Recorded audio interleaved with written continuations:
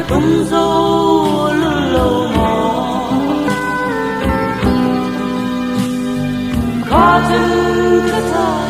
đi ăn cái thân đi ăn lâu mò gần rong lâu thật rong lâu dù ngày qua kia mà hắn này cả đón kia lâu đi em vang em mô nắng thế cả lâu tâm chế lưu mi nè xa mây tu ra tương lai đâm lời run lấy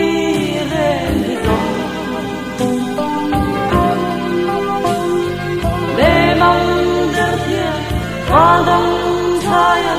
để tung dễ lòng mò để dễ ta là thì lung tung vang lời chữ cây rong có tiếng nào ở đây to lớn em vang em mò nắng thế cả lâu tâm dễ lưu mi nè xa mây tu ra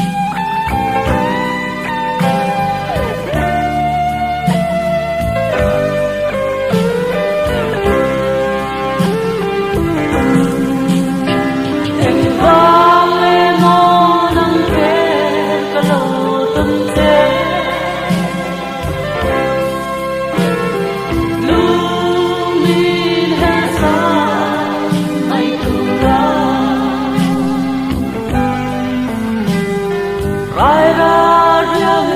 cả tung dâu lâu mò khó chân cất xa đi ăn cất thân